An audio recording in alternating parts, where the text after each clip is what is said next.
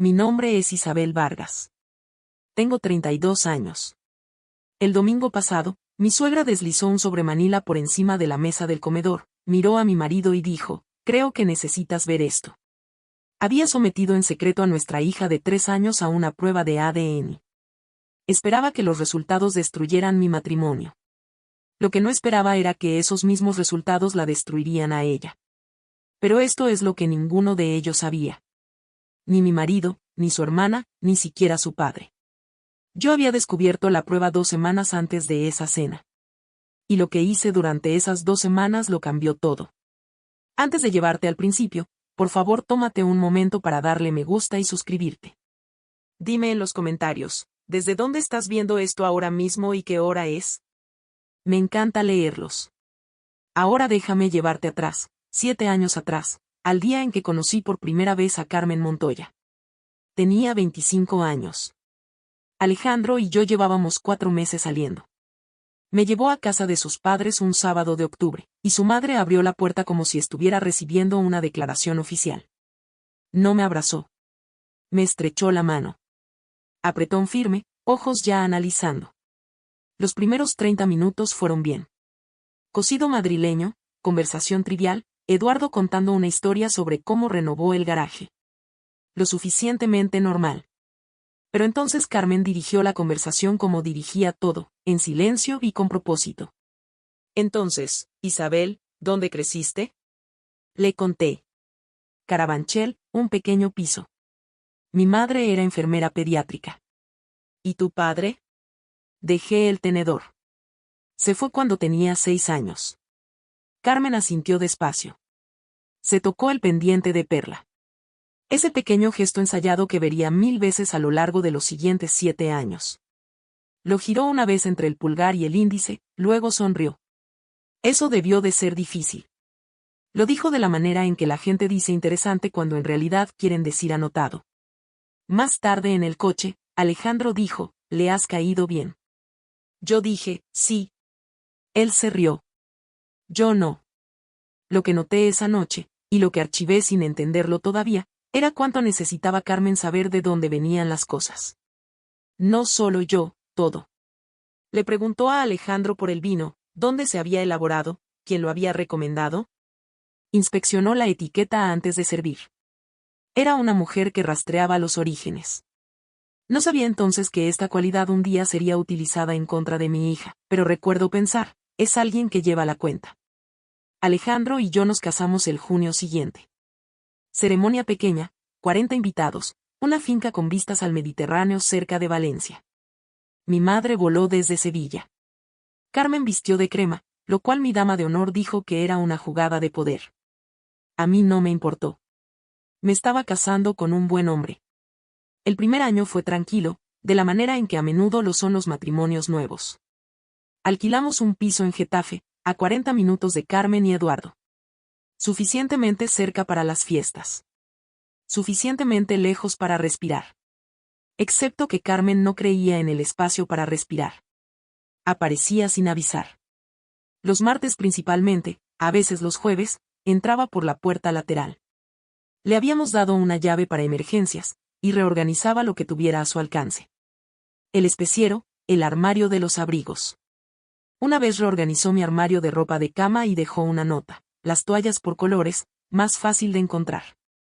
Le di las gracias. Alejandro dijo que así era ella.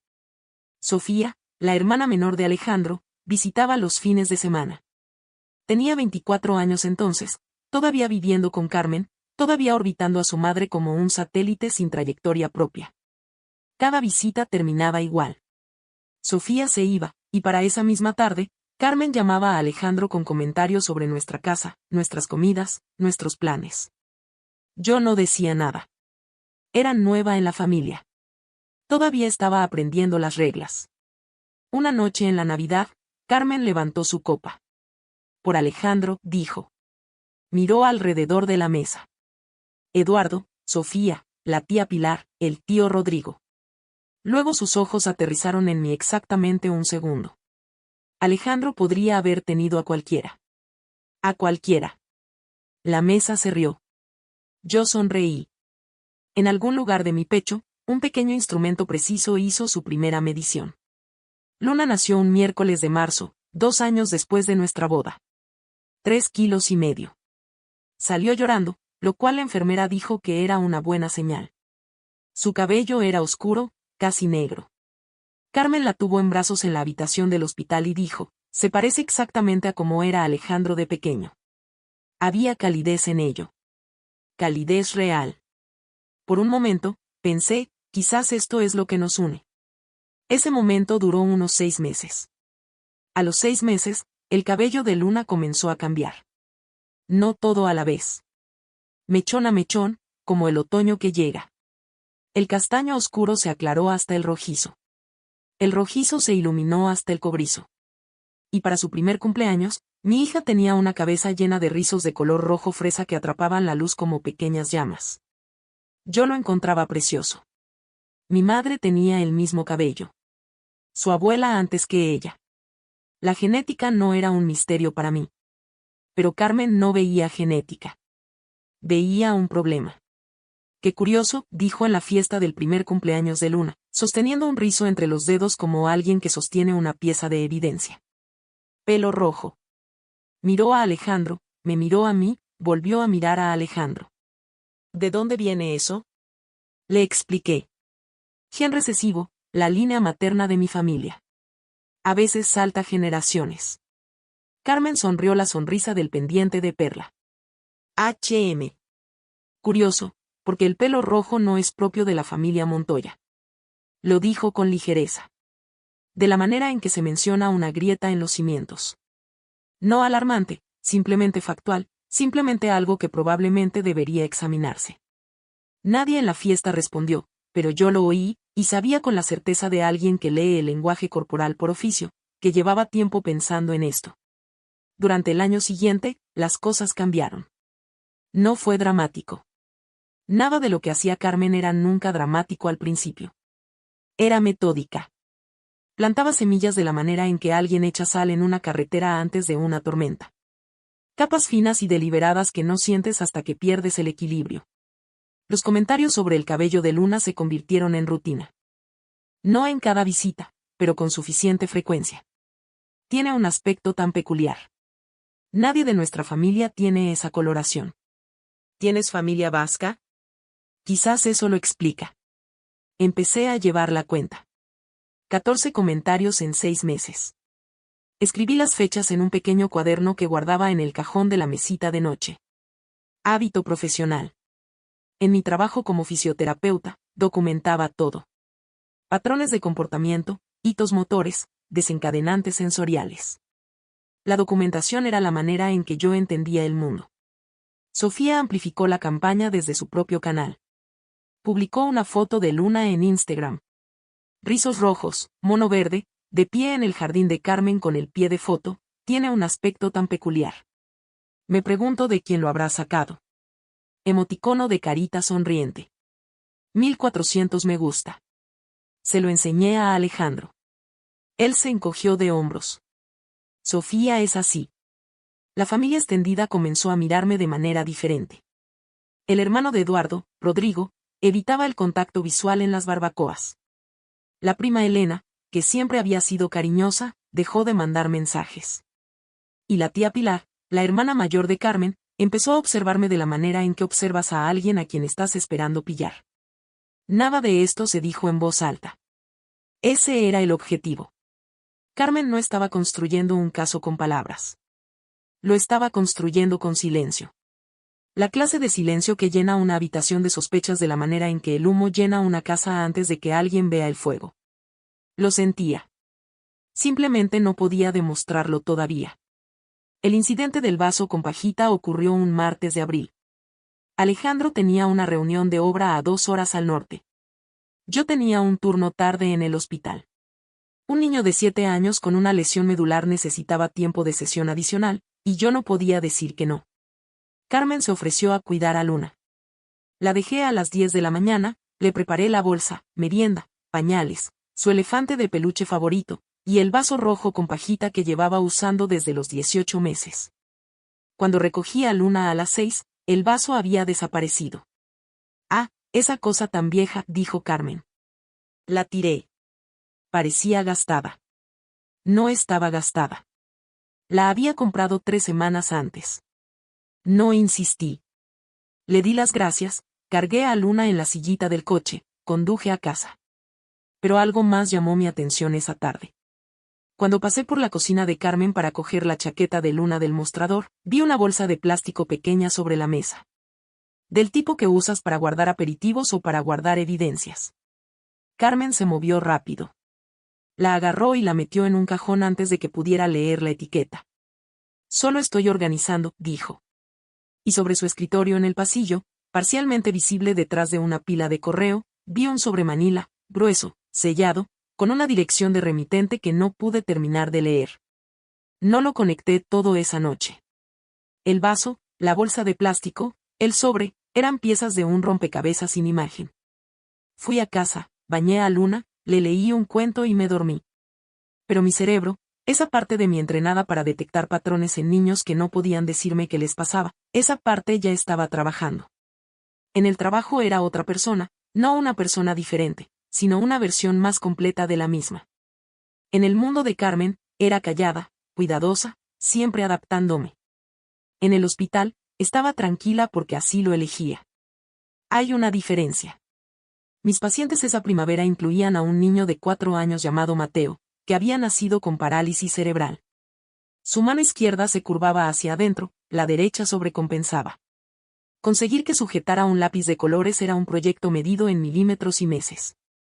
Me sentaba con él 3 veces a la semana, guiando sus dedos, ajustando el agarre, esperando. Algunas sesiones lloraba, otras se reía. La mayoría de las sesiones simplemente miraba el lápiz de colores como si fuera una montaña que no estaba seguro de poder escalar. Un jueves dibujó un círculo, torcido, tembloroso, apenas cerrado, pero un círculo. Su madre lloró en el pasillo. Yo lloré en el cuarto de material después de mi turno. Mi supervisora, la doctora Rivas, me llamó aparte la semana siguiente. Daniele, eres la persona más serena en una crisis que he conocido en mi vida. Ganaba 42.000 euros al año. No era rica, no tenía dificultades. Suficiente para cubrir mis préstamos estudiantiles, contribuir al fondo de educación de Luna, y pagar la cena ocasional que Alejandro y yo todavía conseguíamos tener solos. Lo menciono porque más tarde, cuando Carmen intentó presentarme como alguien que se había casado con Alejandro por dinero o seguridad, importaba que yo había construido mi propia vida antes de que él estuviera en ella. Pagué mi carrera yo sola. Gané mi licencia. Elegí este trabajo porque sostener la mano de un niño mientras aprende a hacer algo que le habían dicho que no podía hacer es lo más cercano que conozco a la oración. Carmen nunca preguntó por mi trabajo. Ni una sola vez en 7 años. La Semana Santa fue la primera vez que Carmen lo dijo delante de todos. Estábamos en su casa. Mesa completa. Eduardo, Sofía, Pilar, Rodrigo, Elena. Luna acababa de entrar corriendo al comedor con su vestido amarillo, los rizos rojos rebotando, y Elena dijo, Dios mío, qué adorable es. Carmen dejó su copa de vino. De verdad que no se parece a ningún Montoya que yo haya visto nunca. Hizo una pausa. Dejó que el silencio hiciera su trabajo. Ni uno. Sofía, puntual como siempre, mamá tiene razón. He mirado fotos antiguas de la familia. No hay pelirrojos. Sentí que la mesa daba un giro. No dramáticamente. Nadie jadeó, pero el aire cambió de la manera en que cambia antes del tiempo. Eduardo carraspeó. Pilar estudió sus espárragos. Miré a Alejandro. Estaba mirando su plato. No dijo nada. La cena continuó. Luna comió su puré de patatas. Carmen sirvió el postre. Sofía alabó el flan. La herida fue infligida y tapada en el mismo aliento. En el coche de vuelta a casa dije, si tu madre dice eso una vez más delante de tu familia, voy a responder. Los nudillos de Alejandro se pusieron blancos sobre el volante. No lo hará. Hablaré con ella. ¿Cuándo? Pronto. Eso es lo que dijiste después de Navidad. No respondió. Condujimos el resto del camino en silencio. Luna dormía en la parte de atrás, sus rizos rojos presionados contra la tela del asiento del coche. Él nunca habló con ella. Sabía que no lo haría. Alejandro evitaba el conflicto de la manera en que algunas personas evitan las autopistas, no porque tuvieran miedo, sino porque habían aprendido pronto que la ruta más rápida era también la que tenía más colisiones. Pero yo había terminado de esperarlo para incorporarme. 3 semanas después de la Semana Santa, mi teléfono sonó en el trabajo. Estaba entre pacientes, sentada en la sala de terapia, limpiando agarres de goma de un kit de ejercicio manual. El número era local. Casi lo dejé saltar al buzón de voz. Señora Vargas, le llaman Nuria de Genet Lab. La llamo para confirmar que hemos recibido una muestra para análisis a nombre de su hija, Luna Vargas, de 3 años. Dejé el agarre sobre la mesa. Yo no había enviado ninguna muestra. La solicitud fue realizada a nombre de Carmen Montoya. Se identificó como la abuela de la menor. Sin embargo, nuestra política requiere el consentimiento de los padres para realizar pruebas en menores. Le pedí que lo repitiera. Lo hizo. Hemos puesto la prueba en espera pendiente de su autorización. ¿Desea continuar o cancelar? Cancelar. Mis manos temblaban cuando colgué, pero mi voz no se había quebrado. Nunca lo hace cuando importa. Algo que aprendí de mi madre, que durante 28 años dio malas noticias a padres sobre la salud de sus hijos y nunca levantó la voz. Me quedé en la sala de terapia 4 minutos. Miré el cartel de la pared de los músculos de la mano. Luego cogí el teléfono y llamé a una abogada de familia. Voy a hacer una pausa aquí porque lo que hice en los 14 días entre esa llamada telefónica y esa cena del domingo es la razón por la que hoy estoy donde estoy. Si esta historia te está llegando de cerca, dale al botón de suscripción. Te prometo que vale la pena quedarse. Llamé a una abogada ese mismo día por la tarde. Su nombre era Raquel y me dijo algo que cambió la manera en que lo entendí todo. Raquel Gutiérrez ejercía el derecho de familia desde un pequeño despacho en el barrio de Salamanca. Tenía 14 años de experiencia y reputación de ser directa. Le conté todo, los comentarios, el vaso, la llamada de Genet Lab. Escuchó sin interrumpir, lo cual en mi línea de trabajo es el rasgo distintivo de alguien que realmente está prestando atención. Cuando terminé, se recostó.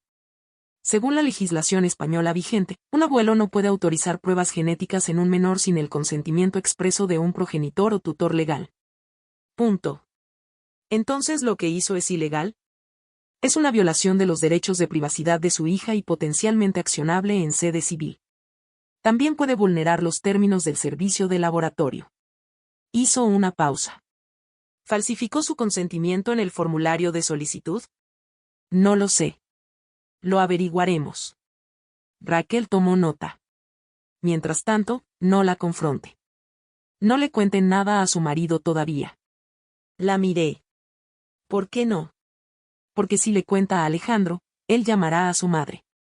Ella llorará, pedirá perdón y le pedirá que lo mantenga en familia. El patrón se repetirá. Si quiere que esto pare, que pare de verdad, necesita dejar que ella juegue sus cartas. Pagué la consulta. Fue el mejor dinero que he gastado en mi vida. Saliendo del despacho de Raquel, llamé a Genet Lab. Les pedí que confirmaran que la muestra había sido cancelada y que marcaran cualquier solicitud futura que involucrara a Luna Vargas sin mi autorización escrita. Luego fui a recoger a Luna del jardín de infancia. Corrió hacia mí en la puerta, con los brazos en alto, los rizos rojos por todas partes. La abracé y pensé, nadie nos va a quitar nada. Esa noche, después de que Luna se durmió, me senté en la mesa de la cocina con el portátil. Busqué leyes de consentimiento para pruebas de ADN, legislación española, menor. Los resultados confirmaron lo que Raquel me había dicho. El consentimiento parental era obligatorio. Un abuelo no tenía legitimación legal para autorizar pruebas genéticas en un nieto. Busqué kits de pruebas de ADN doméstico sin consentimiento parental. Aquí era donde se complicaba. Los laboratorios clínicos como Genet Lab tenían estrictos protocolos de consentimiento. Por eso me habían llamado. Pero las plataformas para consumidores, las que anuncian ancestros y conexiones familiares, tenían casillas de consentimiento que eran más fáciles de marcar. Soy el padre o tutor legal. Enviar. Hecho. Carmen había usado Genet Lab para lo que yo suponía era una prueba de paternidad, pero había usado también una plataforma para consumidores. Abrí la página de Facebook de Carmen.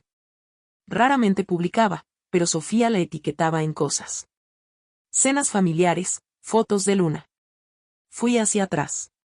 En febrero, Sofía había compartido un artículo titulado, Lo que dice tu ADN sobre tu familia, las sorprendentes conexiones que revelan las pruebas caseras. Carmen había comentado, muy interesante. Hice una captura de pantalla, la guardé en una carpeta de mi escritorio llamada Documentación, Hábito Profesional. Luego abrí mi cuaderno de la mesita, el que había estado usando para registrar los comentarios de Carmen sobre el cabello de Luna. 14 entradas en 6 meses. Añadí una 15ª. 14 de abril. GenetLab confirmó muestra enviada a nombre de Carmen Montoya sin consentimiento parental. Cerré el cuaderno. Miré la puerta del dormitorio. Alejandro ya dormía. Quería despertarlo. Quería mostrarle todo. Pero las palabras de Raquel seguían dando vueltas en mi cabeza. Deja que juegue sus cartas. Así que apagué la lámpara y esperé. La parte más difícil no era esperar. Era cargar con ese conocimiento sola. Durante los 3 días siguientes, me moví por mi vida como si nada hubiera cambiado. Fui al trabajo. Traté pacientes. Volví a casa, cociné la cena, bañé a Luna y le leí el mismo libro sobre la oruga que había pedido cada noche durante 2 meses. Alejandro no notó nada, y no le culpo por eso. Ese mes gestionaba 3 obras. Llegaba a casa cansado. Le daba un beso en la frente a Luna. Me besaba en la boca. Se dormía a las 9:30. Una noche, Luna se metió entre nosotros. Lo hace. A las 2 de la mañana, pies descalzos por el pasillo, subiéndose como una pequeña negociadora en una cumbre. Se acurrucó al lado de Alejandro, sus rizos rojos extendidos sobre la almohada. Los observé en la luz de la lamparita. Mi marido y mi hija. Su mandíbula, los rizos de ella, su respiración tranquila, su pequeño puño aferrando su camiseta. Pensé en mi madre. Había criado a 3 hijos con el sueldo de enfermera después de que mi padre se fuera. Sin dinero familiar, sin plan de respaldo. Lo hizo documentando todo. Reclamaciones de seguros, formularios escolares, presupuestos escritos en el dorso de sobres. Me enseñó que la información no es poder. Saber cuándo usarla sí lo es. En el trabajo ayudé a una niña de 6 años a practicar sujetar una cuchara. La dejó caer 11 veces. A la 12ª, la sostuvo el tiempo suficiente para llevársela a la boca. Me miró y sonrió. Muy bien, le dije. Algunas cosas no pueden forzarse. Te preparas. Te posicionas. Esperas el momento en que el agarre se sostiene. Yo todavía no estaba lista, pero me estaba acercando. El 5.º día tuve suerte. Fui a casa de Carmen a recoger un par de zapatos de Luna que había dejado allí el fin de semana anterior. Carmen estaba fuera. En la peluquería, dijo Sofía cuando abrió la puerta. Sofía estaba en el salón, el teléfono apoyado contra una pila de libros, en videollamada con alguien. Pasé junto a ella hacia el trastero donde estaban los zapatos de Luna. La casa estaba en silencio excepto por la voz de Sofía, que se oía de la manera en que siempre se oía, más fuerte de lo necesario, como si el mundo necesitara escuchar su participación en él. Mamá tiene los resultados. Lo va a hacer en la cena del domingo delante de todos. Me detuve. Mi mano estaba sobre el zapato izquierdo de Luna. Lleva semanas planeándolo. Dice que una vez que Alejandro vea la prueba, no podrá ignorarlo. La voz al otro lado dijo algo que no pude escuchar. Sofía se rió. Ya lo sé, ¿verdad? Va a ser una locura. Recogí los zapatos, volví por el salón. Sofía me vio, cortó la llamada rápido. Ah, hola. Solo charlando con una amiga. Sonreí. Sin problema. Solo a coger los zapatos de Luna. Genial. Dile a Alejandro que le mando un beso. Claro. Caminé hasta mi coche, me senté detrás del volante, puse los zapatos en el asiento del pasajero, puse ambas manos sobre el volante y apreté hasta que los nudillos se pusieron blancos. Ahora sabía 3 cosas. ¿Cuándo? El domingo. ¿Dónde? La mesa del comedor. ¿Quién estaría mirando? Todos. Carmen había construido un escenario. Había convocado al público. Había ensayado las frases. Y creía, total y absolutamente creía, que los resultados dirían lo que ella quería que dijeran. Arranqué el coche. No iba a detenerla. Iba a dejar que encendiera la cerilla. El fuego encontraría su propio camino de regreso. El séptimo día encontré a Miguel. No intencionadamente, no al principio.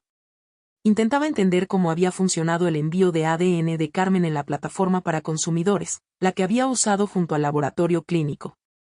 Creé mi propia cuenta en el mismo servicio, envié mi propia muestra y pasé una tarde leyendo sobre cómo funcionan los algoritmos de coincidencia familiar. Esto es lo que aprendí. Cuando envías ADN a una de estas plataformas, el sistema no solo prueba la paternidad. Escanea toda la base de datos en busca de parientes genéticos, hermanos, primos, primos segundos. Cualquiera que comparta suficientes marcadores con tu muestra queda marcado como potencial pariente. Carmen había enviado el ADN de Luna. Eso significaba que el perfil de Luna estaba cruzándose con cada otro perfil del sistema. Inicié sesión en la cuenta que Carmen había creado. Había usado un email que encontré a través de un truco de restablecimiento de contraseña que Sofía había mencionado de pasada. La contraseña era la fecha de cumpleaños de Luna. Por supuesto. Y allí, bajo parientes potenciales en el perfil de Luna, había un nombre que yo nunca había visto. Miguel M. 36 años. Valencia, España. Estimación de relación, medio tío o equivalente. Me quedé mirando la pantalla. Medio tío significaba una sola cosa. Miguel compartía un progenitor biológico con Alejandro o conmigo. Como yo no estaba biológicamente conectada a la prueba de la plataforma, solo Luna lo estaba, la coincidencia tenía que ser por parte de Alejandro. Lo que significaba que o bien Eduardo tenía un hijo secreto o Carmen lo tenía. Hice una captura de pantalla, la guardé en la carpeta de documentación, se la envié por correo a Raquel. A la mañana siguiente, Raquel llamó. Si esta coincidencia es exacta, significa que alguien en el linaje Montoya tiene una conexión biológica con este hombre que no ha revelado. O que Carmen tiene esa conexión biológica, dije. Ella envió la prueba. Raquel estuvo callada un momento. Entonces necesitamos averiguar quién es Miguel M. Miguel Calleja. Nacido en junio de 1990 en Valencia, España. Adoptado al nacer a través de una agencia privada en Barcelona. Me llevó 2 tardes encontrar esto. La plataforma de ADN tenía información pública limitada, pero Miguel había optado por la función abierto al contacto. Su perfil decía, adoptado, buscando familia biológica, abierto a conversar. No me puse en contacto con él. No era mi derecho. Pero hice los cálculos. Nacido en 1990. Carmen tenía 25 años. Ella y Eduardo se casaron en 1992, cuando ella tenía 27. Alejandro también nació en 1992. Carmen tuvo un hijo 2 años antes de casarse con Eduardo. Dio ese hijo en adopción, y nunca le contó a nadie, excepto posiblemente a la única persona que había estado sentada en cada cena familiar observándome con ojos cuidadosos, la tía Pilar. Porque cuando miré el informe de coincidencia de ADN de Miguel con más detenimiento, noté algo. La plataforma listaba coincidencias compartidas. Otros perfiles con los que tanto Miguel como Luna conectaban. Uno de ellos estaba etiquetado como Pilar R, posible tía o media tía. El segundo apellido de Pilar era Ramos. Pilar Ramos. Pilar lo sabía. Lo había sabido durante 36 años. Me senté en la mesa de la cocina y pensé en Carmen. No con rabia. Todavía no. Pensé en una mujer de 25 años, soltera, probablemente asustada, tomando una decisión que la seguiría el resto de su vida. Entendía ese tipo de miedo. Había crecido viendo a mi madre tomar decisiones imposibles. Pero entender una decisión y perdonar la mentira que la siguen no son lo mismo. Carmen no solo había dado a un hijo en adopción. Había enterrado la verdad tan profundamente que se convenció de que la única amenaza para el linaje de su familia era yo. Tenía miedo de ser descubierta y convirtió ese miedo en un arma apuntada a mi hija. El jueves, Carmen llamó. Gran cena familiar este domingo. Quiero que todos estén. Le he dicho a Eduardo que invite a Rodrigo. Su voz era alegre. Demasiado alegre. La clase de alegría que viene del ensayo. Allí estaremos, dije. El viernes imprimí las capturas de pantalla. Organicé mi carpeta de documentación, fechas, eventos, evidencias, confirmación del laboratorio, registros de inicio de sesión de la plataforma, el informe de coincidencia familiar de Miguel M. Hice copias de seguridad en la nube y envié copias a Raquel. Raquel, si lo hace, si presenta la prueba públicamente, eso refuerza tu posición en cualquier acción civil. Tienes testigos. Lo sé. ¿Estás segura de que quieres seguir con esto? Podrías confrontarla en privado. Acabar con esto antes del domingo. Estoy segura. El sábado por la noche, bañé a Luna. Estaba sentada en la bañera, chapoteando, sus rizos rojos aplastados y oscuros contra su cuello. Le lavé el cabello con suavidad, trabajando la espuma entre los rizos. Mamá, ¿por qué la abuela Carmen siempre me toca el pelo? Me detuve. Mi hija de 3 años ya se estaba dando cuenta. Porque tu pelo es precioso, cariño. ¿Es pelo mágico? Sonreí. El más mágico. La sequé, la vestí con el pijama, le leí el libro de la oruga. Se quedó dormida agarrando mi pulgar. Alejandro subió al piso de arriba. Mamá parece muy emocionada con el domingo. Me pregunto qué pasará. Le miré. Mi marido, cara amable, ojos cansados, buen hombre que había pasado toda su vida creyendo que su madre era quien decía ser. Supongo que lo averiguaremos, dije. Me tumbé en la cama esa noche y no dormí. Miré el techo y repasé todos los escenarios. En todas las versiones, la verdad salía a la luz. La única variable era el coste. El domingo por la mañana me vestí con cuidado. Jersey crudo, suave, sin aristas. Vaqueros oscuros. El pequeño collar de oro que Alejandro me regaló en nuestro primer aniversario. Sin maquillaje de guerra, sin armadura. Solo yo. Luna llevaba un vestido azul con flores blancas. Dio 2 vueltas delante del espejo del pasillo antes de que la atrapara. Alejandro cargó el coche. 40 minutos al norte. Rock clásico en la radio. Luna se durmió antes de llegar a la autopista. Observé las manos de Alejandro sobre el volante. Manos fuertes, capaces. Se ganaba la vida construyendo cosas. Casas, estructuras, cosas diseñadas para aguantar peso. Y pensé, hoy esas manos o sostendrían las mías o las soltarían. Llegamos al domicilio de Carmen a las 4:15. 3 coches ya allí. El todoterreno de Eduardo, el coche de Sofía, un Seat plateado que reconocí como el de Pilar. Casa llena. Carmen nos recibió en la puerta. Abrazó a Alejandro, largo, firme, el tipo de abrazo que las madres dan cuando están a punto de hacer algo que creen que es justo. Me asintió, breve, eficiente. Sube a Luna arriba, dijo. Puede dormir la siesta en el cuarto de invitados. Subí a Luna, la tumbé en la cama, le tapé las piernas con una manta, sus rizos rojos extendidos sobre la almohada blanca. Abajo, la familia estaba reunida. Eduardo en su silla habitual junto a la ventana. Rodrigo a su lado. Sofía en el sofá, teléfono en mano, pierna nerviosa. Elena, prima de Sofía, colocando servilletas. Pilar de pie junto a la vitrina de la vajilla, brazos cruzados, boca apretada. Y sobre la mesa del pasillo, justo donde la había visto 2 semanas antes, el sobre Manila, grueso, sellado, esperando. Carmen me vio mirarlo. Sonrió, la sonrisa del pendiente de perla. Primero cenamos, dijo. El cocido estaba bueno. Eso le concedo a Carmen. Siempre había sido una cocinera excelente. Una de las pocas cosas de ella que no era una actuación. Eduardo contó una historia sobre una excursión de pesca. Rodrigo se rió. Elena alabó el caldo.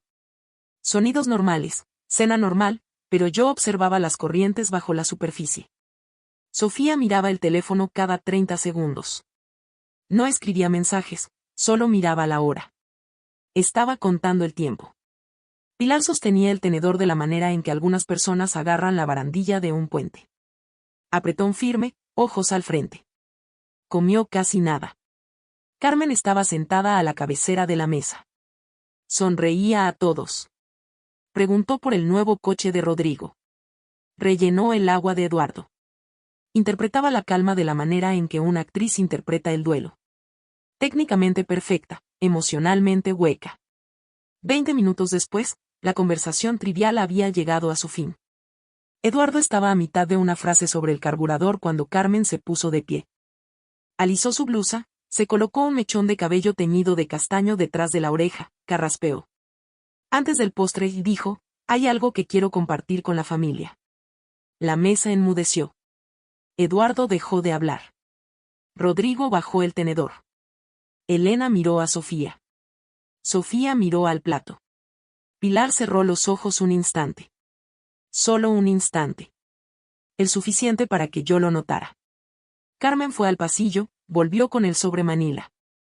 Lo sostuvo como una fiscal sostiene una prueba, a la altura del pecho, etiqueta hacia afuera. Lo que ocurrió en los 3 minutos siguientes lo cambió todo. No solo para mí, para cada persona en esa mesa. Si todavía no te has suscrito, ahora es el momento. Quédate conmigo. Carmen puso el sobre la mesa y lo deslizó hacia Alejandro. Ábrelo. Alejandro miró el sobre, luego a su madre. ¿Qué es esto? Carmen puso las manos planas sobre la mesa. Lo había ensayado. Podía notarlo porque su respiración era acompasada. El mismo cadencioso ritmo que probablemente usaba cuando comunicaba sanciones disciplinarias en el colegio concertado donde había pasado 30 años como directora.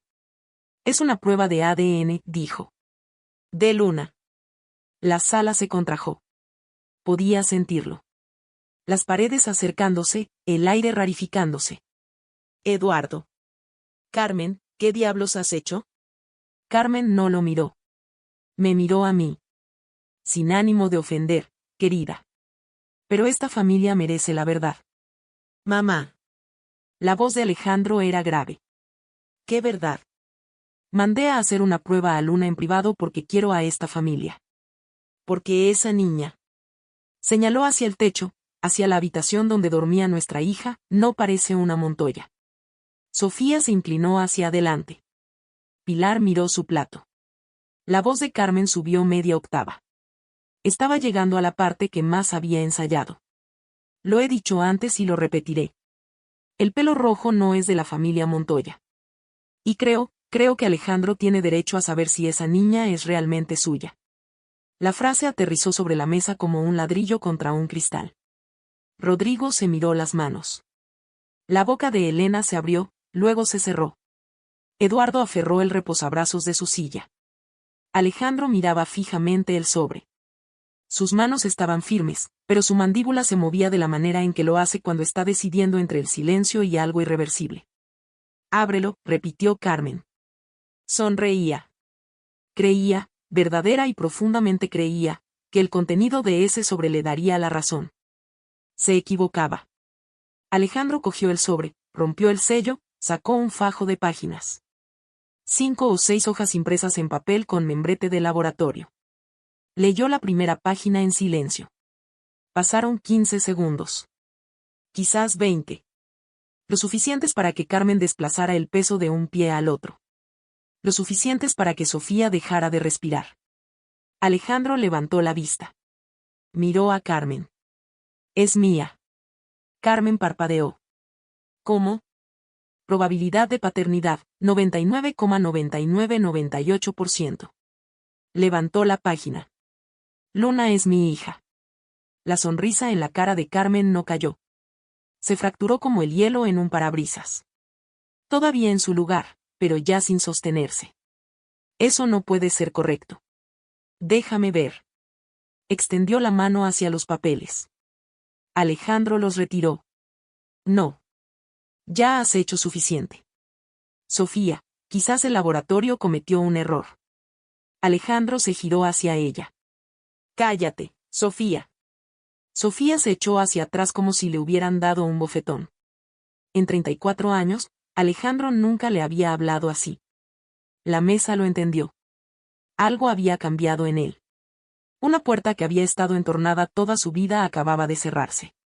La mano de Carmen fue a su pendiente de perla, girándolo, el gesto que había visto en nuestra primera cena juntos, en Navidad, en Semana Santa. En cada momento en que la certeza de Carmen encontraba resistencia y ella necesitaba algo a lo que aferrarse. Debe de haber un error, dijo.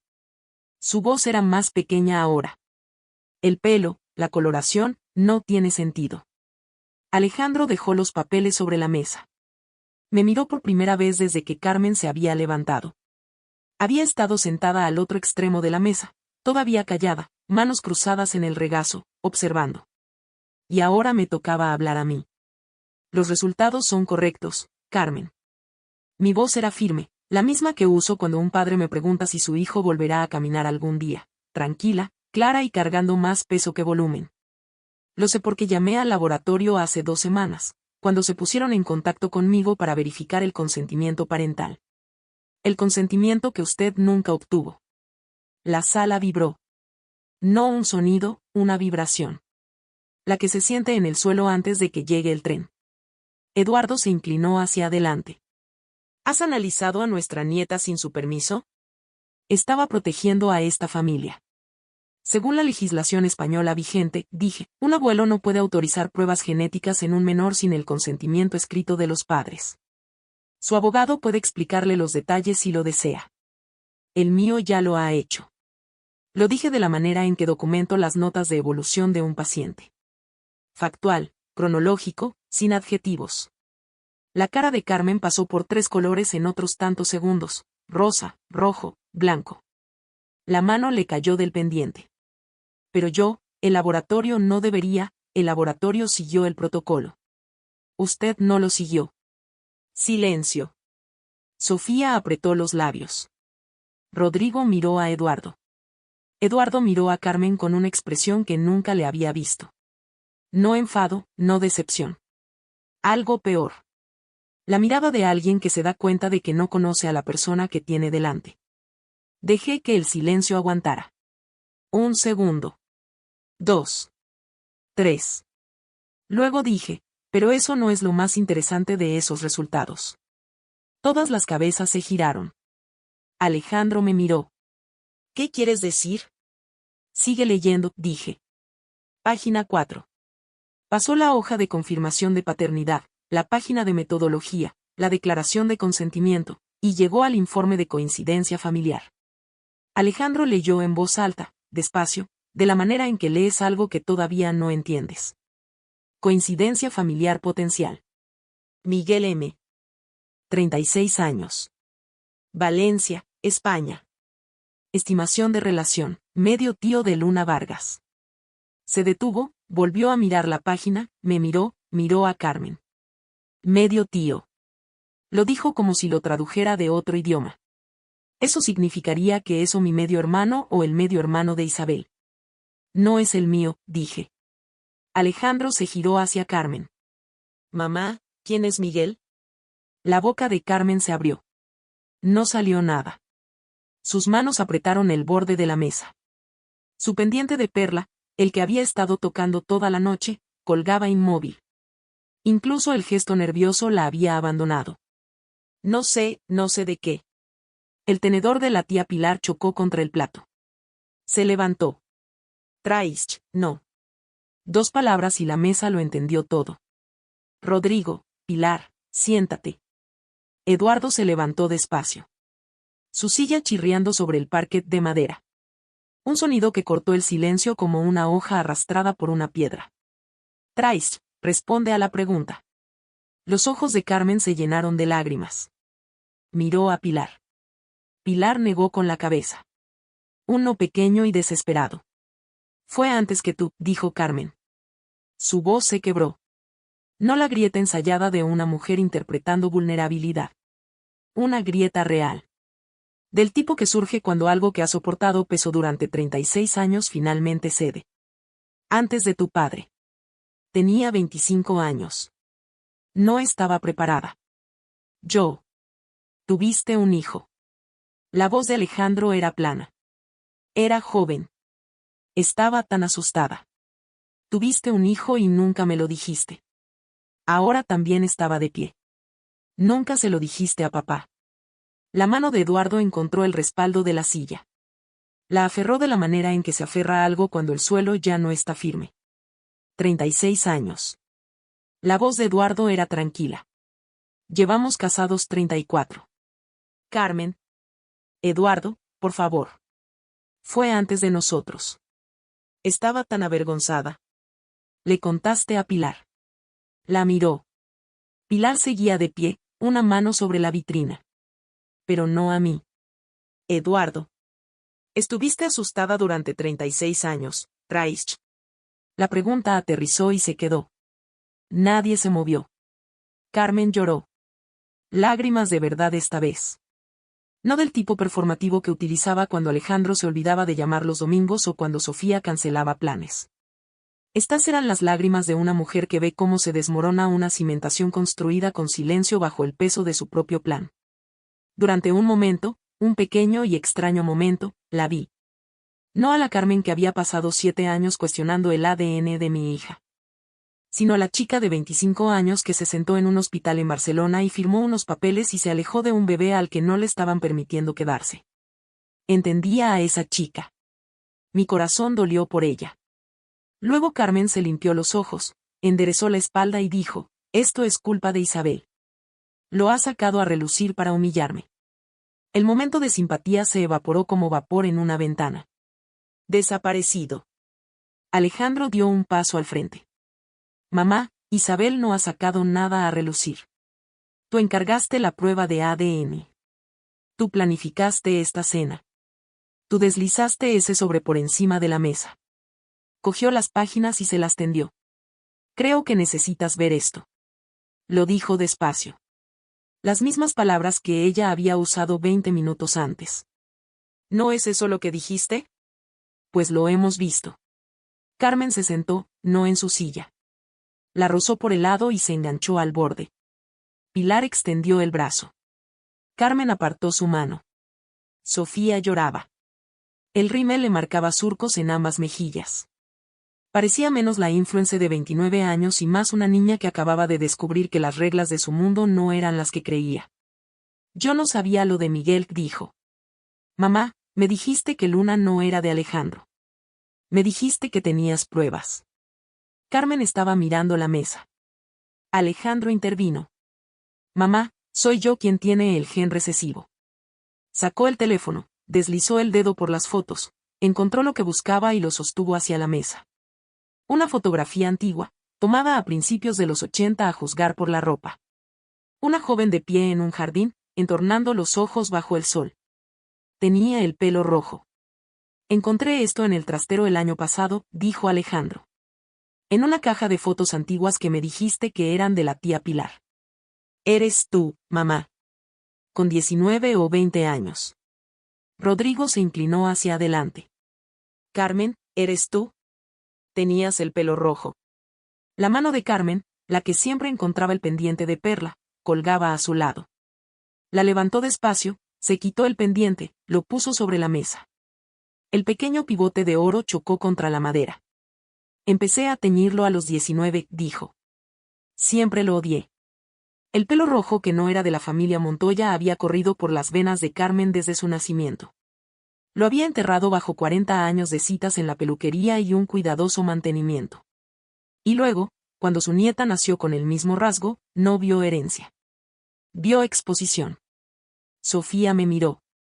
Lo siento mucho, Isabel. Yo no. Ya lo sé, Sofía. No había nada más que decir en esa mesa.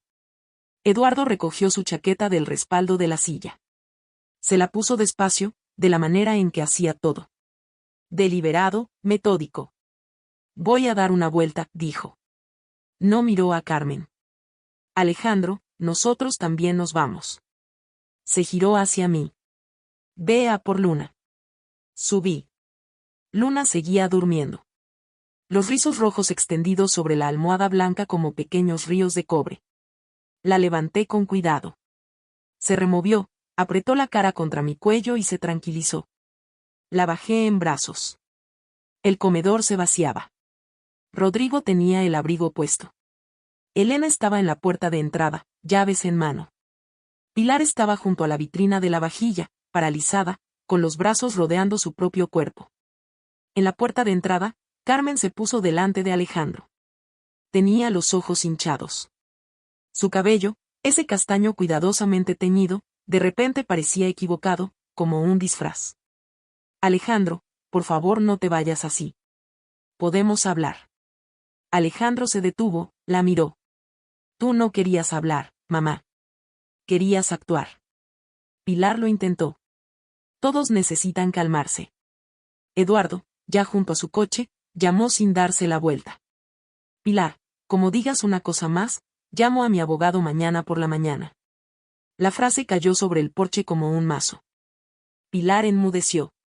Rodrigo pasó junto a ella sin decir palabra. Elena la siguió con los ojos en el suelo. Cargué a Luna hasta el coche. Alejandro abrió la puerta. La até en la sillita. Murmuró algo sobre su elefante de peluche. Se lo di. Lo agarró con las dos manos y volvió a dormirse. La casa detrás de nosotros, la casa de Carmen, la casa que había gobernado durante 30 años, se vació una persona a la vez. La cena que había planeado para exponerme había vaciado su propia casa. Condujimos en silencio durante 10 minutos. Luna dormía atrás. La autopista estaba vacía. Tarde del domingo, la mayoría de la gente ya estaba en casa. Los faroles pasaban por encima en ritmo lento, proyectando franjas de color ámbar sobre el salpicadero. Alejandro fue el primero en hablar. ¿Cuánto tiempo sabías lo de la prueba? 2 semanas. ¿Y lo de Miguel? 8 días. ¿Por qué no me lo dijiste? Había ensayado esta respuesta, no con palabras, sino con lógica. Conocía la forma antes de conocer las frases. Porque necesitaba que lo vieras por ti mismo. Si te lo hubiera dicho en privado, habrías llamado a ella. Ella habría llorado, se habría disculpado y te habría pedido que lo mantuvieras en familia. El patrón se habría repetido. Agarró el volante con más fuerza, lo soltó. Volvió a apretar. Estás diciendo que yo la hubiera dejado escapar. Estoy diciendo que el patrón tenía 34 años de antigüedad. No podía romperlo con una conversación. Necesitabas verla actuar. Estuvo callado 1 kilómetro. Y se tiñó el pelo durante 40 años. El pelo rojo era suyo desde siempre. Lo sé. Otro kilómetro. Tengo un hermano. Medio hermano, en Valencia. Miguel. Dijo el nombre como si lo estuviera probando, tanteando su peso. Lo observé, su perfil contra las luces que pasaban, la mandíbula que Luna había heredado, los hombros que cargaban algo más que materiales de construcción. Estaba procesando, no cerrando en banda, no esquivando, procesando. Extendió la mano sobre la consola central, encontró la mía, la sostuvo. No la soltó hasta que llegamos a la entrada de casa. Apagó el motor, se quedó un momento, me miró. Gracias, dijo. Por no protegerme de esto. Apreté su mano. Para eso no son las parejas. El lunes, Alejandro llamó a Carmen. Necesito tiempo. No contactes a Isabel ni a Luna. Alejandro, ¿hasta cuándo? Mamá, hasta que esté preparado. Colgó, se sirvió un café, fue al trabajo. Así era Alejandro. Procesaba haciendo. El martes, Eduardo llamó. Estaba en casa de Rodrigo. Le dije a tu madre que necesito espacio para pensar y dijo. Su voz era pareja. Sin temblor, sin quiebra. 34 años de matrimonio. Hay mucho cable que volver a trazar hasta la fuente. El miércoles, Sofía me mandó un mensaje de 3 palabras. Lo siento mucho. Luego un mensaje más largo. Tendría que haber cuestionado a mamá en lugar de creerla. Estaba equivocada y lo sé. Sé que una disculpa no lo arregla, pero necesitaba decirlo. Respondí, gracias por decirlo. El jueves, Raquel le envió a Carmen una carta formal. Cese y desista respecto a cualquier prueba genética no autorizada de Luna Vargas. Aviso de posible acción civil según las disposiciones españolas en materia de privacidad. Carmen llamó a Alejandro, en pánico. Alejandro le dijo que leyera la carta con detenimiento y que llamara a un abogado. El viernes por la tarde, Alejandro estaba sentado en la mesa de la cocina con el portátil abierto. Había estado callado toda la semana, no retraído, sino concentrado, como si estuviera construyendo algo en su cabeza. Lo encontré, dijo. Miguel. Es profesor de historia en un instituto. Entrena a un equipo de baloncesto juvenil. Tiene una hija de 4 años. Giró la pantalla hacia mí. Una foto en el sitio web del centro educativo. Miguel Calleja. Cabello oscuro, la misma mandíbula que Alejandro, el mismo leve torcer de la nariz. En el escritorio detrás de nosotros, el sobremanila estaba donde yo lo había puesto cuando llegamos el domingo por la noche. Sin sellar. El documento que estaba destinado a destruirnos se había convertido en el documento que reconstruyó la verdad. Alejandro le escribió un correo electrónico a Miguel el sábado por la mañana. Lo escribió y lo borró 4 veces. Lo observé desde el marco de la puerta de la cocina con mi café, sin decir nada. Necesitaba encontrar las palabras solo. La versión final era breve. Me llamo Alejandro Montoya. Creo que soy tu medio hermano. Mi madre nació en Barcelona en 1965. Si estás dispuesto a hablar, me gustaría. Miguel respondió en 2 horas. Llevo 7 años buscándola. Nunca esperé tener noticias de un hermano. Organizaron una videollamada para esa misma tarde. Alejandro montó el portátil en la mesa de la cocina. Yo me llevé a Luna al salón a ver su programa de la oruga. A las 7:15, oí a Alejandro decir, «Hola, soy Alejandro». Y luego una voz que yo no conocía, más grave que la de Alejandro, más serena. «Hola, Alejandro. Soy Miguel». Me quedé en el salón, pero podía oírlos. Y 20 minutos después, oí a Alejandro llorar. No del tipo silencioso. Del tipo que sale del fondo del pecho. De un lugar que la mayoría de los hombres pasan la vida fingiendo que no existe. Me asomé al marco de la puerta de la cocina. En la pantalla, Miguel también lloraba. La misma mandíbula, los mismos ojos. 36 años de distancia, y parecían 2 versiones del mismo plano. Miguel, ¿ella lo sabe? ¿Mi madre biológica? Sí. Lo sabe. No fue bien. No quiero causar problemas.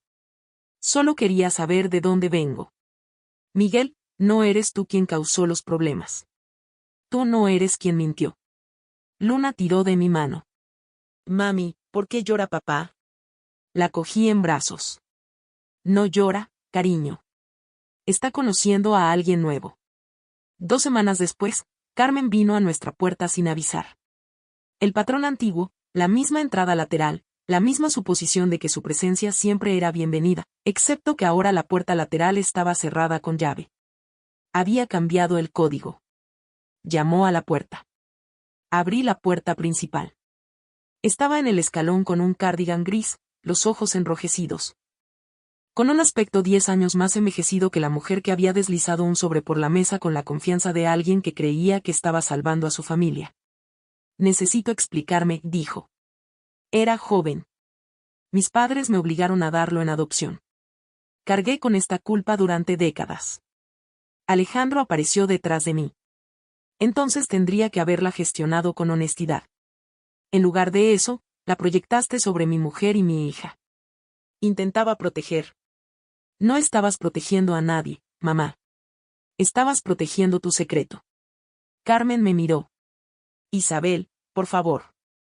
Te pido una oportunidad. La contemplé un largo momento. Esta mujer que había pasado 7 años midiéndome, catalogando mis defectos, salando el terreno entre yo y su familia. Esta mujer que había robado el ADN de mi hija. Esta mujer que había planeado una ejecución pública en su propia mesa del comedor y lo había llamado amor. Carmen, puedes tener una relación con Luna. Ella te quiere. No te la íbamos a quitar. La esperanza parpadeó en sus ojos. Pero será en nuestros términos, con nuestros horarios, y nunca volverás a quedarte sola con ella. La esperanza se atenuó, pero no murió. Asintió. Esas son las condiciones, dije. No discutió. Por primera vez en 7 años, quizás por primera vez en su vida, Carmen Montoya no discutió. Bajó del porche, caminó hasta su coche y se marchó. Eduardo llamó a Alejandro un martes, 3 semanas después de la cena. He estado en casa de Rodrigo desde aquella noche, dijo. Primera vez en mi vida que duermo bajo el techo de otro hombre. ¿Estás bien, papá? Estoy viendo a un consejero. No te rías. No me río. Mi hombre, el doctor Funes, me dice que necesito averiguar con qué puedo vivir y con qué no puedo. Eduardo hizo una pausa. La línea estaba tranquila excepto por el sonido del viento. Probablemente estaba fuera, de pie en el jardín de Rodrigo.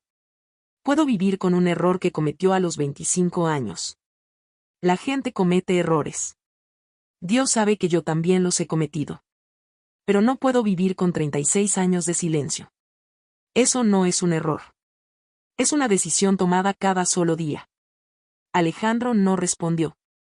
A veces el silencio es lo más amable que puede ofrecer un hijo. El sábado siguiente, Eduardo condujo hasta nuestra casa.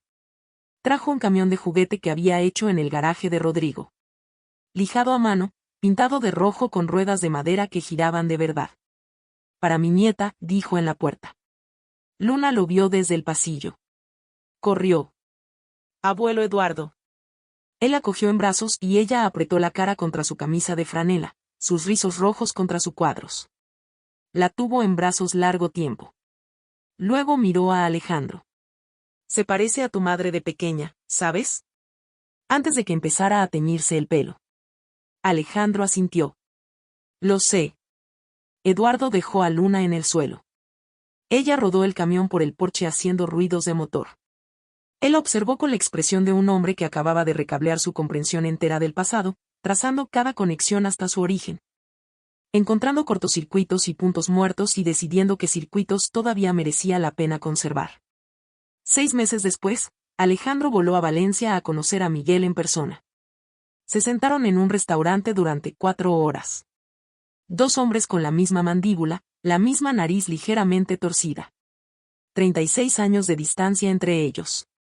Miguel trajo a su mujer, Ana, y a su hija, Claudia. Alejandro trajo fotos de Luna. En agosto, Miguel y su familia visitaron Madrid. Claudia y Luna jugaron en nuestro jardín trasero mientras Alejandro y Miguel estaban sentados en el porche bebiendo limonada y viendo a sus hijas perseguirse mutuamente por el aspersor. Yo me quedé de pie ante la ventana de la cocina y los observé. 2 hermanos encontrándose en mitad de sus vidas.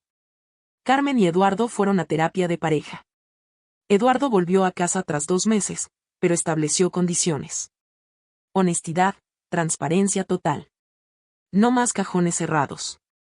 No más historias enterradas. Carmen estuvo de acuerdo. Dejó de teñirse el pelo.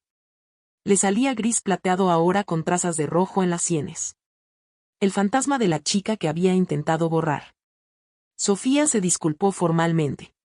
Por escrito, mandó una carta, escrita a mano, 3 páginas, a Alejandro y a mí.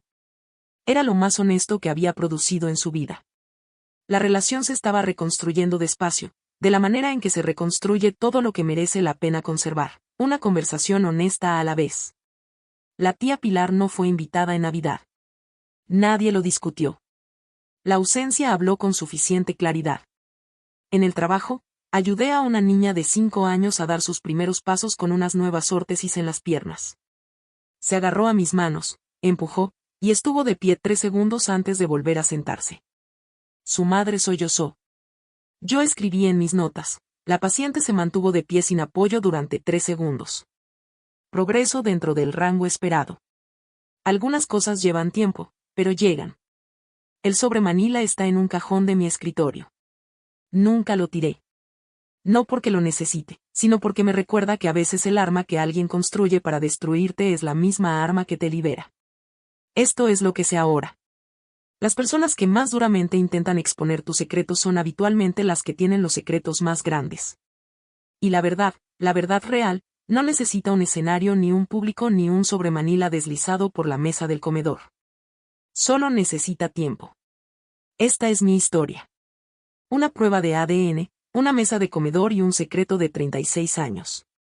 Si esto te ha recordado que debes confiar en ti mismo cuando todos los demás dudan de ti, comparte este video con alguien que necesite escucharlo. Gracias por estar aquí. Deja un comentario, dale a suscribirse, y nos vemos en el próximo.